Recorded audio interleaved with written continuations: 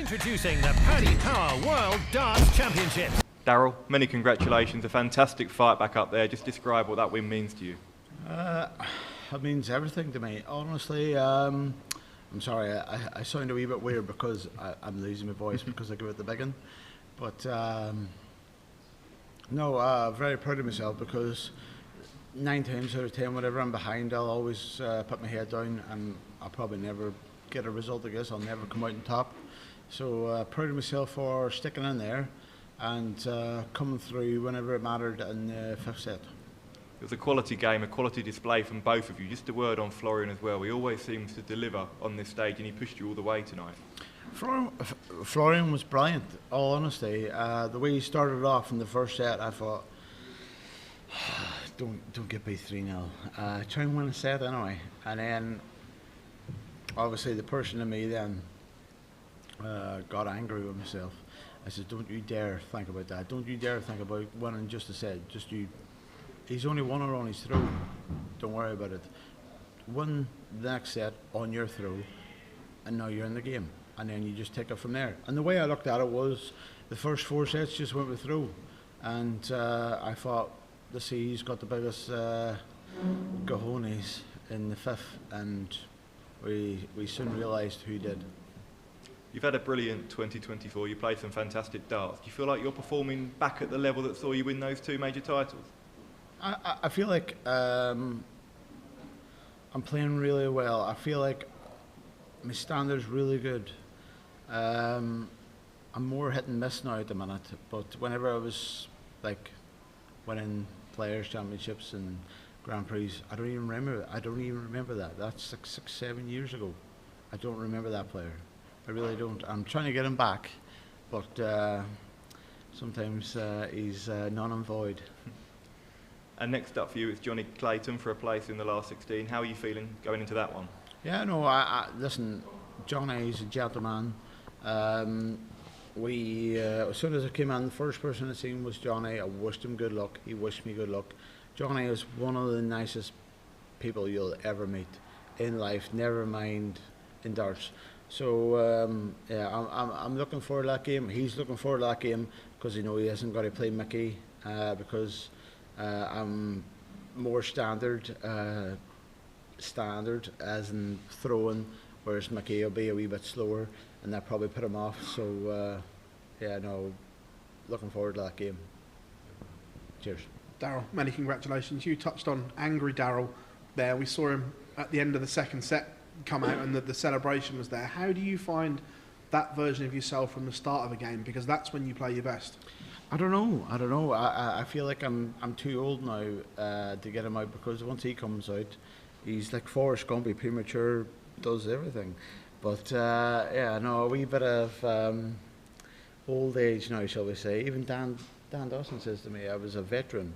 I said, what? A veteran? I says, my age still starts with a 3. You know what I mean? Jesus, I'm not like born in 1970 something.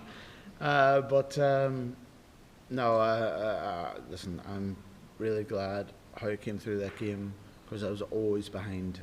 Florian was brilliant. I mean, if you were as good as what Florian was doing, he kept on being in front and staying in front, and then he probably thought to himself he's going to get over the finish line before I did, and yeah, I stuck in there and gave it everything I had.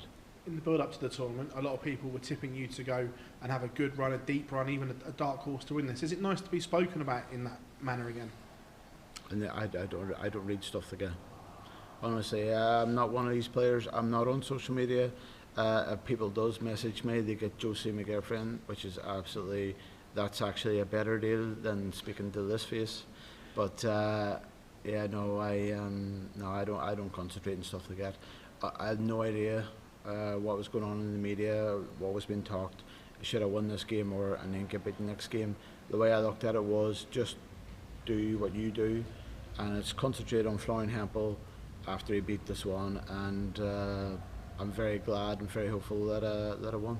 We hear so many seeds come and sit there and say, if I'd have lost, it would have ruined Christmas. Are you in that bracket where if you had lost, would it have ruined your Christmas? It would have, no, not really. It would have ruined my Christmas if I was going home tonight.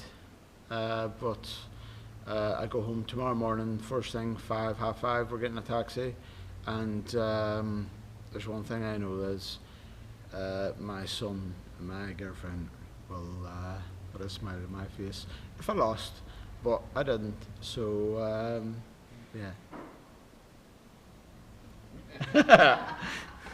Daryl, big well done on the win. We've seen a lot of seeds fall in this year's competition, especially the last couple of days, when so many of the big names, the names you expect to win, Yeah. are toppling in that first round. Does that give you that extra bit of motivation, that extra focus to make sure you're not one to join?